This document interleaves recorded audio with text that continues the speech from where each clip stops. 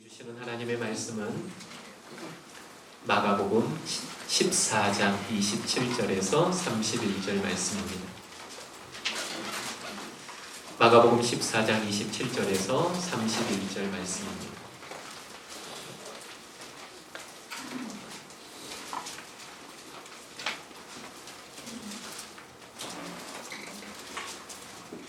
신약 성경 80면에 있습니다. 마가복음 14장 27절에서 31절 말씀입니다. 우리 함께 교독하겠습니다. 제가 먼저 27절을 읽도록 하겠습니다. 예수께서 제자들에게 이르시되 너희가 다 나를 버리리라. 이는 기록된 바 내가 목자를 치리니 양들이 흩어지리라 하였음이니라.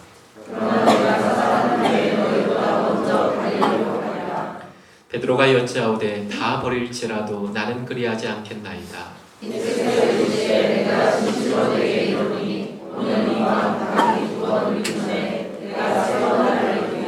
함께 읽겠습니다. 베드로가 힘있게 말하되 내가 주와 함께 죽을지언정 주를 부인하지 않겠나이다 하고 모든 제자도 이와 같이 말하니라.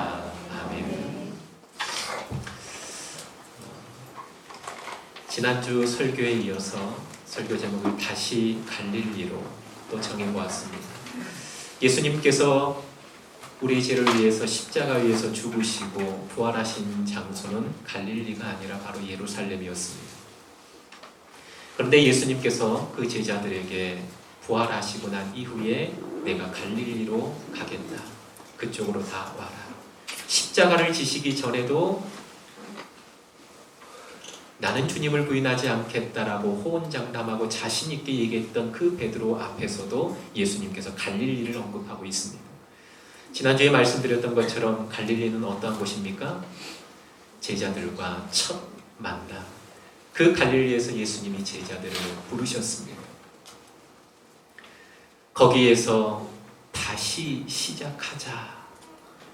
너의 실패를 다 지우고 거기에서 다시 제자로서의 삶을 시작하자라는 주님의 강력한 메시지가 담겨져 있다라고 말씀드렸습니다.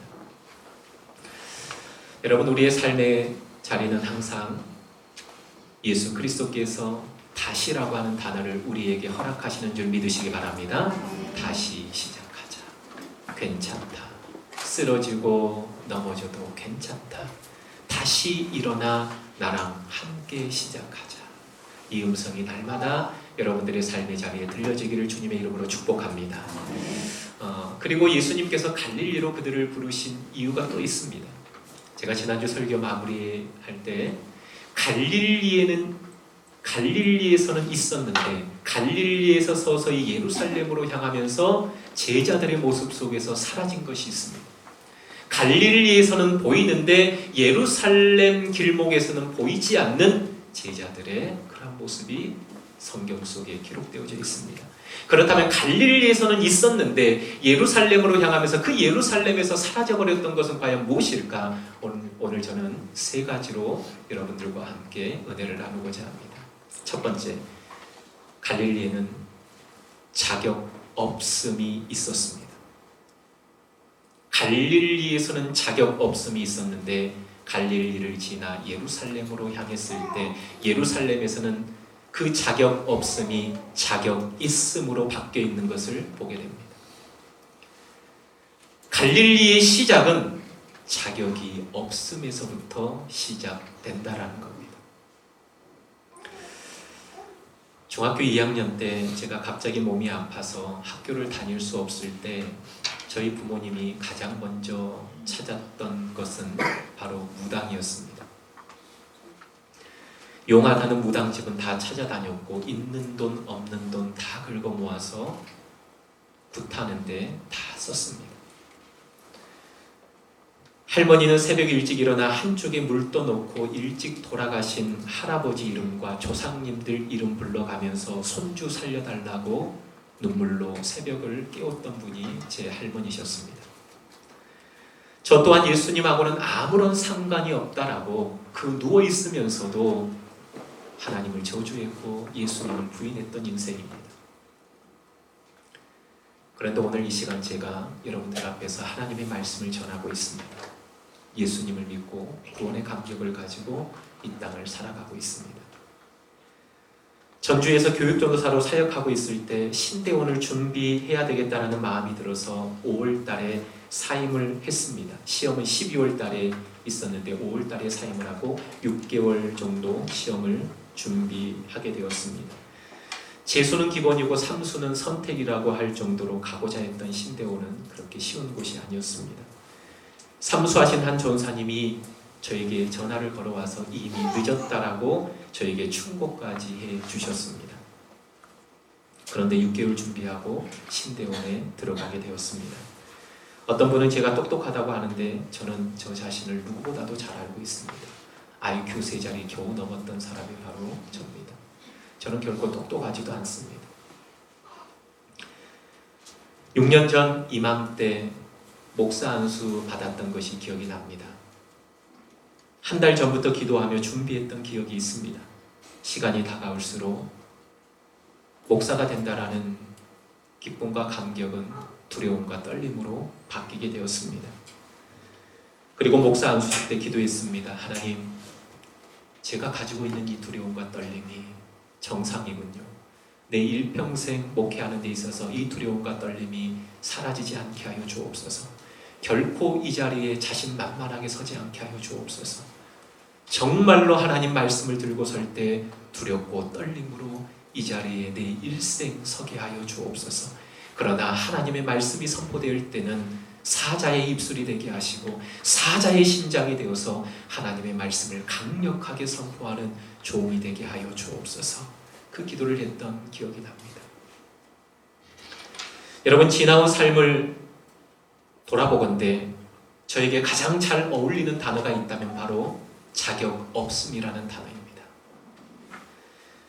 저는 예수 믿고 구원받을 만한 자격이 없습니다. 저희 집안도 그렇습니다. 하나님 앞에 선택받을 만한 아무런 자격이 없는 집안이 바로 저희 집안입니다. 가장 위태로울 때, 가장 힘들 때 하나님을 찾지 않았고 무당을 찾았던 집이었고 돈 다 써버리고 이제는 할 수 없어서 물에 빠진 사람 지푸라기라도 찾고 싶은 심정으로 찾았던 곳이 바로 하나님이었고 교회였습니다. 인간적으로 다 해볼 것 다 해보고 끝에서야 겨우 그래 하나님이라도 한번 찾아보자 라고 해서 저희 부모님이 붙들었던 것이 바로 교회였고 하나님이었습니다. 신대원을 들어갈 만한 실력도 자격도 없는 사람이 바로 저입니다. 더 나아가서 6년 전 목사로서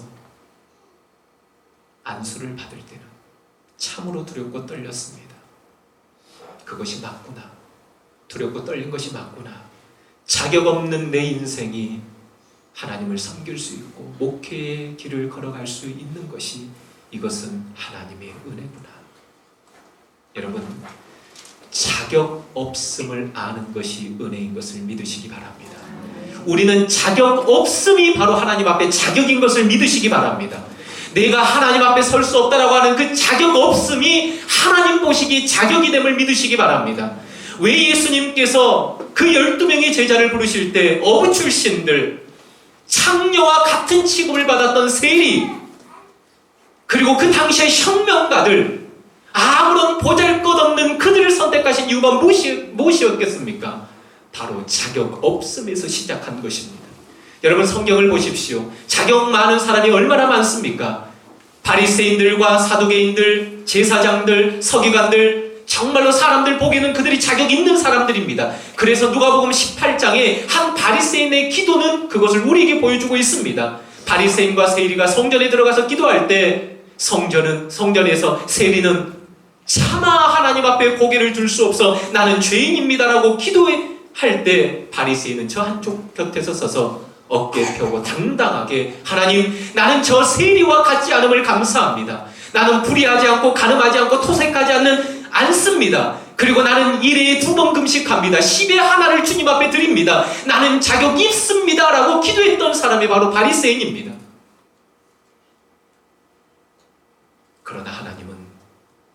자격 있다라고 고백하는 인생은 하나님이 사용하지 않습니다. 저와 여러분들이 하나님 앞에 예배할 수 있고 하나님 앞에 설 수 있으니 자격 없음에서 시작한 것을 믿으시기 바랍니다. 혹시 이 시간 여러분 하나님 앞에 나는 자격이 있습니다. 나는 이렇게 쓰임받을 만한 자격이 있습니다. 나는 이렇게 말할 수 있는 자격이 있습니다. 나는 이렇게 외칠 수 있는 자격이 있습니다. 라는 생각을 하고 계신 분 있습니까? 그렇다면 우리에게도 갈릴리가 필요합니다. 갈릴리는 자격 없음에서 시작하는 마을이었기 때문입니다. 1960년도에 흑인이 테니스를 한다는 것은 불가능했습니다. 한 주에서는 흑인은 테니스를 할 수 없다는 게 법으로 정해졌습니다. 그런데 여러분, 흑인 최초로 그랜드슬램을 달성하고 세계 랭킹 1위를 했던 아서 애쉬라고 하는 사람이 있습니다. 가난한 경비원의 아들로 태어났고 흑인으로서 세계를 제패했던 사람입니다. 그런데 1978년 이 아서 애쉬가 30대 중반이었을 때 집안이 앓고 있었던 심장병이 유전이 있었습니다. 그런데 그 아서 애쉬에게도 이 심장병이 찾아온 겁니다. 그래서 수술을 받게 되는데 다른 사람의 수혈을 받게 되는데 그 피가 에이즈에 감염된 피를 받게 됩니다. 그래서 그 아서 애쉬가 에이즈에 걸리게 됩니다. 그를 응원하고 그의 많은 팬들이 아서 애쉬에게 위로의 편지를 띄웁니다. 그런데 그 편지 중 하나에 한 사람이 아서 애쉬에게 이렇게 질문을 합니다. 왜 하나님은 당신에게 그 같은 나쁜 병을 걸리게 하셨을까요? 그 질문에 아서 애쉬는 이렇게 답했습니다. 전 세계적으로 5천만 명의 어린이들이 테니스를 치고 있습니다. 그중 500만 명이 테니스를 정식으로 배웁니다. 그리고 그중 50만 명이 직업 선수가 됩니다. 그리고 그중 5천 명이 그랜드슬램 대회에 참여할 자격을 얻게 됩니다. 그런데 그중 50명이 윈블던 대회에 참여할 자격을 얻습니다. 그리고 그중 4명이 준결승에 진출하고 그중 2명만이 결승전에 갑니다. 제가 윈블던 우승컵을 들었을 때 저는 하나님께 왜 하필 저입니까? 라는 질문을 하지 않았습니다.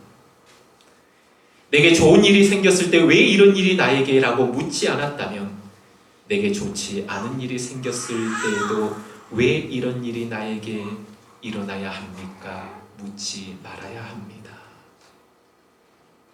내가 윈블던의 영광을 들어올렸을 때 하나님 왜 하필 나에게 이러한 영광을 주십니까?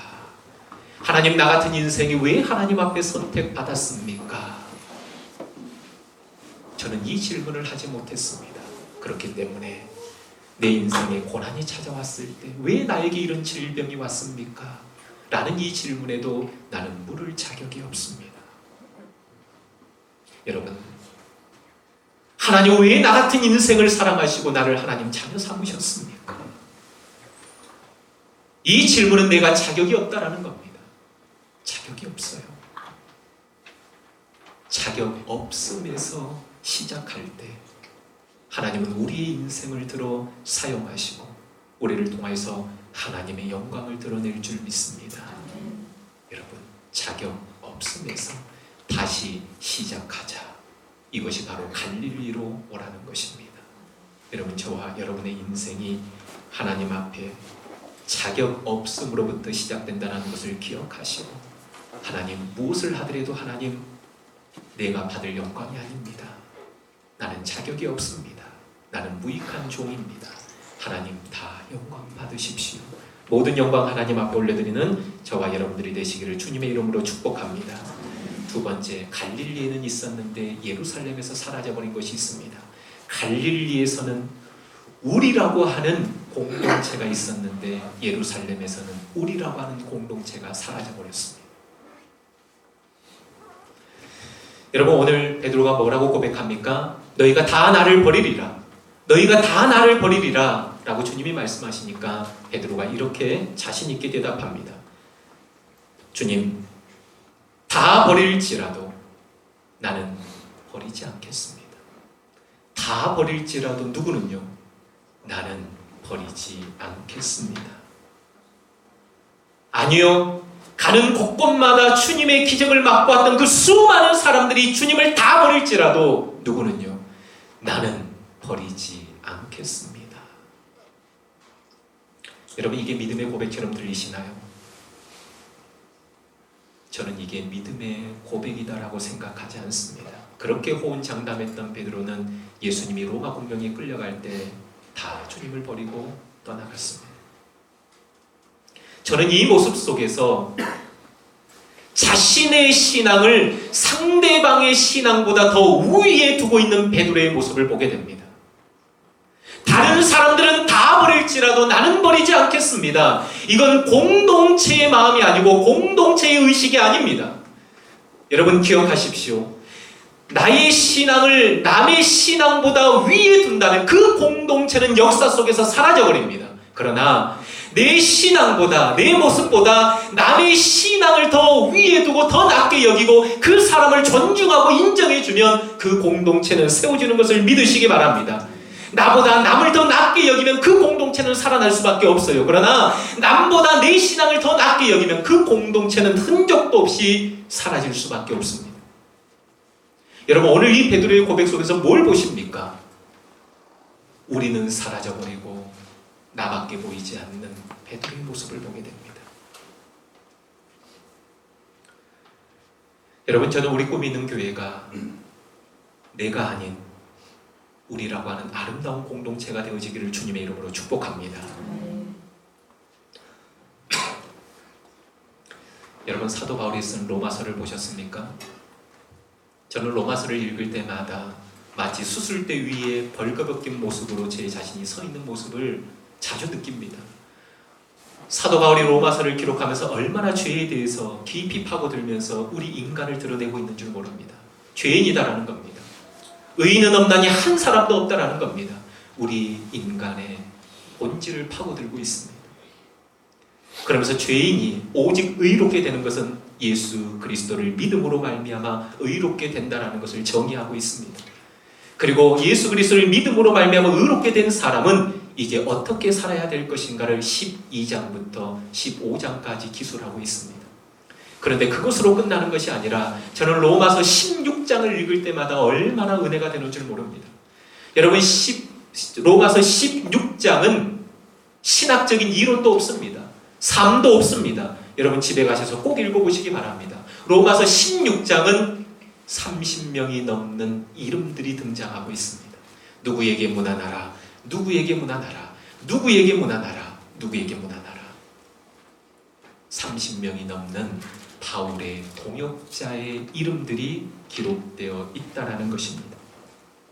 그 동역자들 가운데는 귀족의 이름도 있고 군인의 이름도 있고 당시 대접받지 못했던 여인들의 이름도 있고 또 사람 취급받지 못했던 노예들도 있습니다. 바울이 이들의 이름을 하나하나 언급한 이유가 무엇일까요? 여러분, 기억하십시오. 내가 힘있게 복음을 전할 수 있는 것은 첫째는 하나님의 은혜이지만 두 번째로 이런 아름다운 동역자들이 있었기 때문에 나의 사역이 가능했다는 것을 바울이 보여주고 있는 것입니다. 수많은 사람들의 헌신과 수고 그리고 눈물의 기도가 복음을 들고 나아가는 바울의 걸음을 멈추게 하지 않았다라는 것입니다. 바울은 내가 아닌 우리로 사역한 사람이었습니다. 사랑하는 성도 여러분, 여러분 주위에는 누가 있습니까? 하나님은 나를 홀로 두실 때가 있습니다. 그것은 나를 다듬고 훈련시키는 과정이지요. 그러나 기억하십시오. 하나님의 일을 진행시킬 때에는 하나님이 사람을 보내주신다라는 겁니다. 동역하게 하신다라는 겁니다. 나를 통해서가 아니라 우리를 통해서 일하시는 하나님이신 줄 믿으시기 바랍니다. 갈릴리에서는 있었는데 예루살렘으로 올라가서는 이 우리라고 하는 공동체성이 사라져버리고 내 신앙을 상대방의 신앙에 우위에 두고 내가 잘난 양, 내가 똑똑한 양, 다른 사람들은 다 버릴지라도 나는 버리지 않겠습니다라고 하는 개인주의의 모습이 제자들의 모습 속에서 보여지고 있습니다. 에베소서 4장 3절은 이렇게 말씀합니다. 평안에 매는 줄로 성령이 하나 되게 하신 것을 힘써 지키라. 하나 되게 하신 것을 힘써 지켜나가시는 저와 여러분들 되시기를 주님의 이름으로 축복합니다. 이 하나 되는 공동체를 흐트러뜨리려고 하는 어둠의 세력이 있음을 기억하시고 성령 안에서 하나됨의 역사를 힘써 지켜나가는 저와 여러분들이 되시기를 소원합니다. 하나 되기 위해서는 서로 위로하고 격려하고 허물을 들춰내는 것이 아니라 그리스도의 사랑으로 덮어주고 감싸줄 때 하나 되어지고 그 하나됨 속에서 하나님의 역사가 일어나게 될 줄 믿습니다. 2004년에 월드 베이스볼 클래식이 열렸습니다. 세계 야구 대회가 열렸죠. 그때 우리 한국 대표팀 감독을 맡았던 사람이 바로 김인식 감독입니다. 이 김인식 감독은 많은 사람들에게 덕장이라는 그러한 칭호를 받았습니다. 그런데 이 김인식 감독이 평상시 성도들이 아니고 누구죠? 선수들에게 성도가 아니라 선수들에게 자주 했던 말이 이 말이라고 합니다. 실수는 누구나 한다. 실수는 누구나 한다. 그러나 가장 큰 실수는 실수한 사람을 받아주지 않는 것이다. 실수는 누구나 하는데 가장 큰 실수는 실수한 사람을 받아들이지 않는 그 실수가 가장 크다라는 겁니다. 여러분, 공동체가 하나 되기 위해서는 어떻게 해야 됩니까? 우리는 다 허물이 있습니다. 우리는 다 자격이 없는 사람들이에요. 다 연약한 사람들이에요. 내가 연약하기 때문에 상대방의 연약함도 끌어안을 수 있는 것이 바로 그리스도인이고 공동체인 것을 믿으시기 바랍니다. 그래, 누구나 한다. 누구나 실수한다. 그리고 여러분, 지금 베트남에서 아주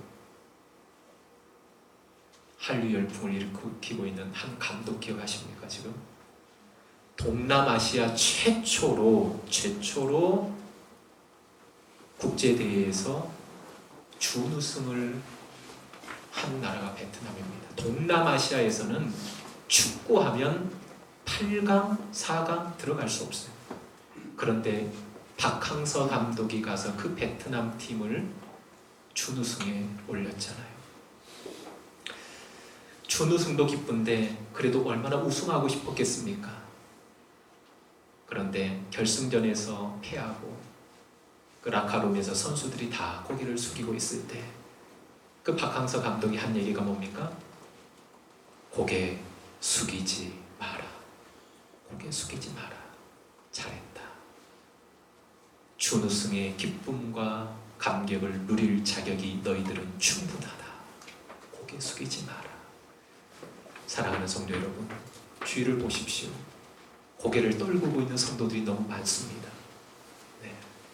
그 성도에게 가서 어떻게 해야 됩니까? 너 왜 그랬어? 왜 그따구로 살았어? 그러지 마시고, 집사님, 장로님, 권사님 잘하셨어요.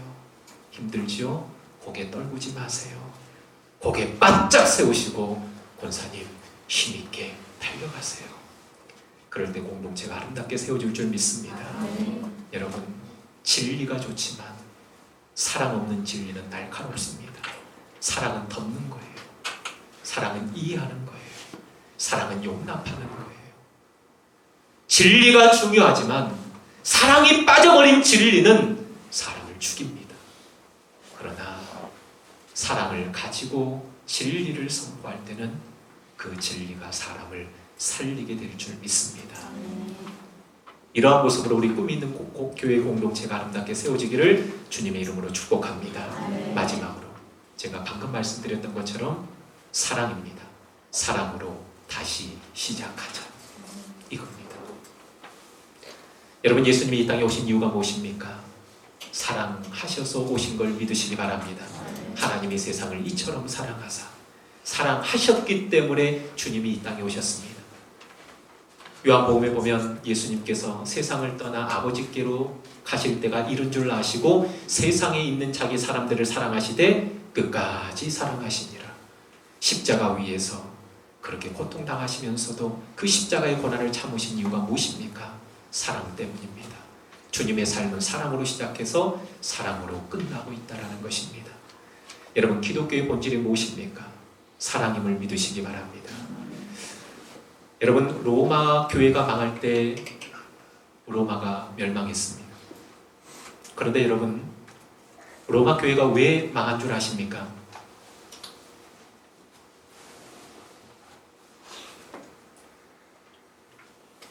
로마 교회가 망할 때 신부들이 죄를 회개하고 바르게 살려는 생각을 하지 않고 바늘 끝에 천사들이 몇 명이나 앉을 수 있는가 하는 것으로 3일이나 싸웠다고 합니다. 바늘 끝에 천사가 몇 명이나 앉을 수 있을까? 러시아 교회가 부패할 때 러시아에 공산 혁명이 일어났습니다. 그런데 그 혁명이 일어나기 전에 러시아 교회 신부들이 모여서 한 일이 무엇인 줄 아십니까? 미사를 집례할 때 황금색 가운을 입어야 되나 빨간색 가운을 입어야 되나 하는 것으로 일주일을 싸웠다고 합니다.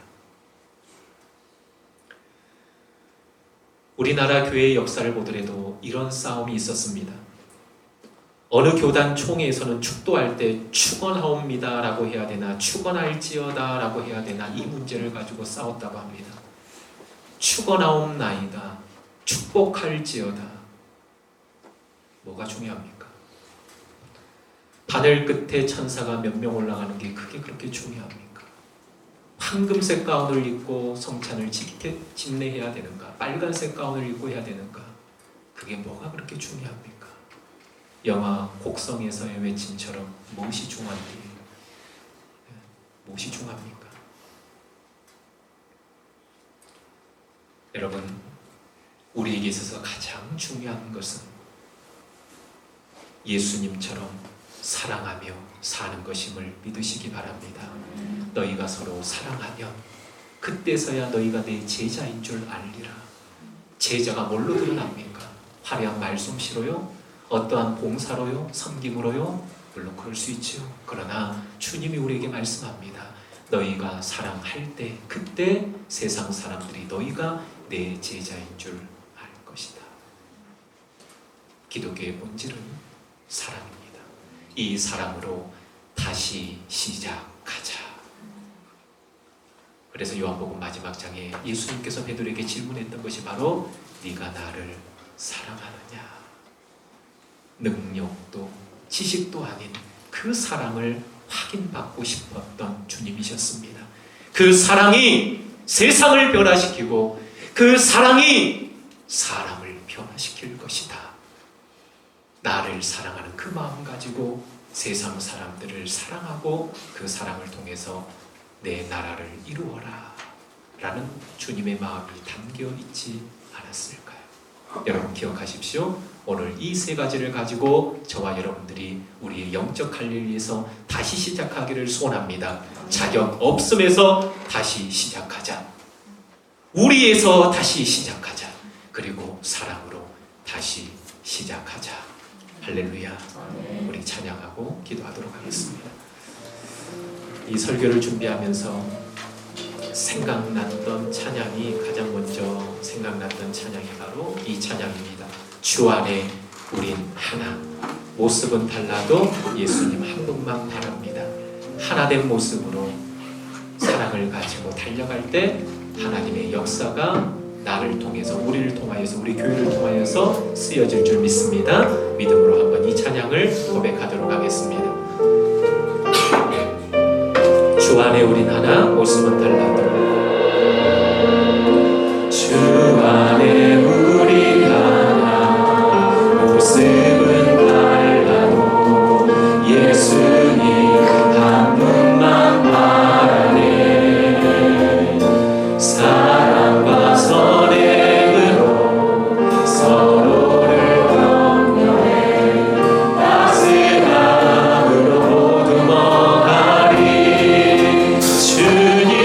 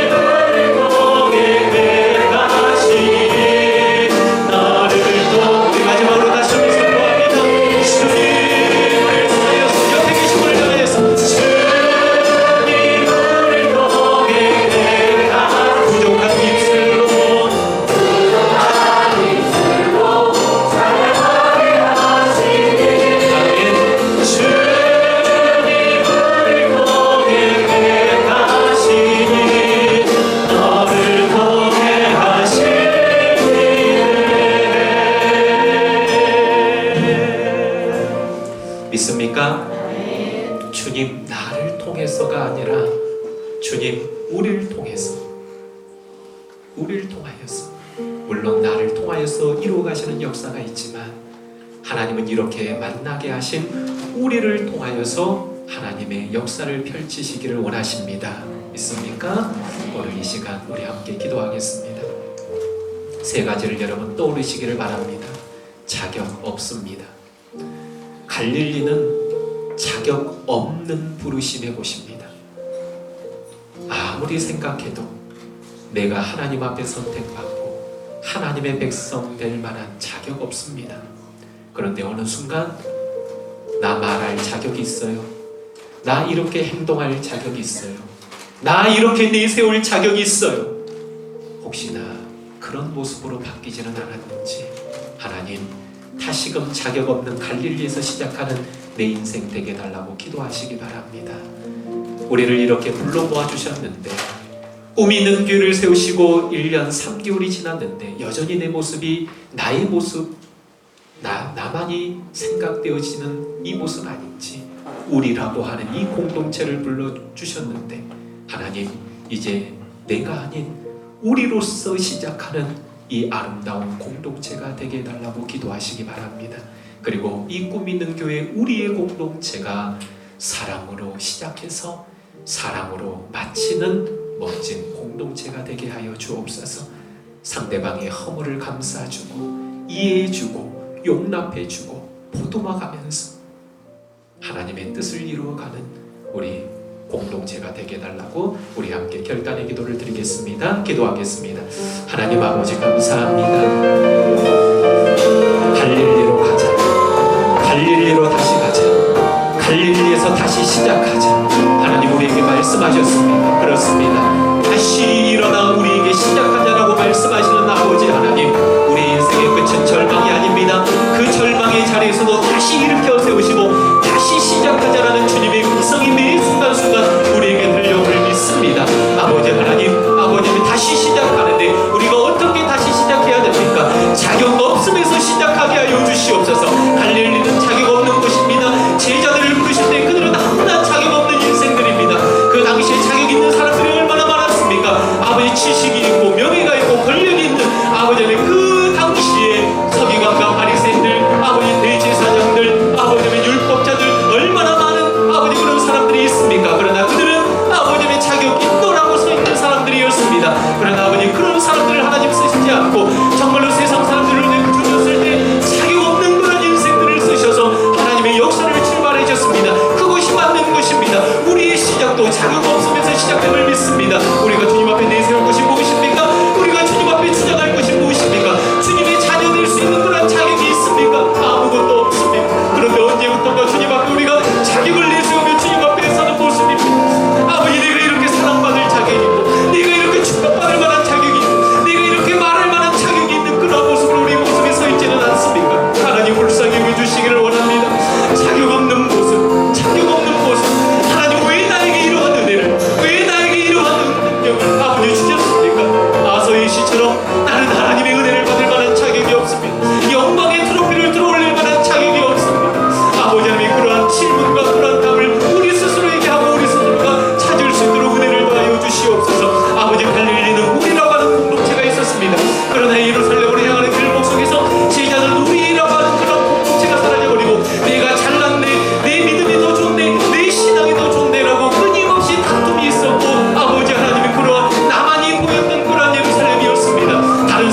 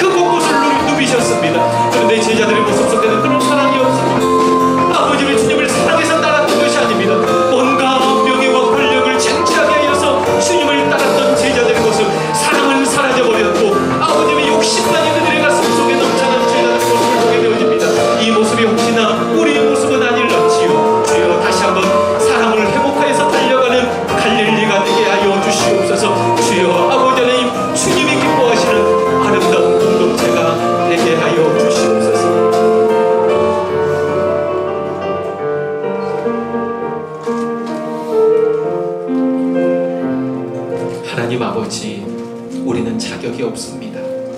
사실 이 자리에 앉아 있을 수 있는 자격도 없습니다. 하나님을 아버지라 부를 수 있는 자격도 없습니다. 예수 믿고 구원받을 만한 아무런 자격이 없습니다. 주님 앞에 선택되어 내 일 좀 해다오라고 하는 그 하나님의 부르심에 응답할 자격이 없습니다. 그런데 주님이 불러주셨고, 그런데 주님이 사랑하여 주셨고, 그런데 주님께서 우리를 사랑하시고 자녀 삼으시고 일꾼으로 세우신 줄 믿습니다. 아버지 하나님, 우리의 일생을 자격 없음에서 시작하게 하여 주옵소서. 아버지 하나님, 또한 우리 꿈 있는 교회 공동체를 세우신 분이 하나님이시기에 우리라고 하는 이 공동체를 아름답게 세워가게 하여 주옵소서. 하나님, 나를 통해서가 아니라 우리를 통하여서, 부족하고 연약한 우리를 통하여서 하나님의 역사가 진행됨을 알고 서로가 서로를 위로하고 사랑하고 세워주고 용납하면서 아름다운 공동체를 이루어가게 하여 주시옵소서. 하나님, 예수님의 시작은 사랑이었고 예수님의 끝도 사랑이었습니다. 그런데 제자들의 끝자락에서 이 주님의 사랑이 보이지 않습니다. 내가 크냐 네가 크냐, 주님 나라 임하실 때 내 한 아들은 우편에 내 한 아들은 좌편에 권력 다툼이 일어났고 주님의 마음을 몰라줬던 제자들의 모습이 보이게 됩니다. 그래서 부활하신 주님께서 갈릴리 디베라 바닷가에 찾아오셔서 베드로에게 질문하셨습니다. 네가 나를 사랑하느냐? 능력도 묻지 않으시고 지식도 묻지 않으시고 오직 딱 하나, 사랑 하나 물으셨습니다. 사랑하면 된다. 사랑하면 세상이 바뀔 것이다. 사랑의 가슴을 가지고 나아가면 사람들이 변화될 것이다. 복음을 전하더라도 사랑으로, 하나님의 메시지를 전하더라도 사랑으로, 사랑에서 시작되어지는 모든 것이 되게 하여 주옵소서. 하나님, 우리의 영적 갈릴리, 이 세 가지가 담겨있는 이 영적 갈릴리를 평생 잊지 않고 가슴에 새기며 살아가는 주의 백성들 되게 하여 주옵소서. 감사하며 예수님의 이름으로 기도하옵나이다. 아멘.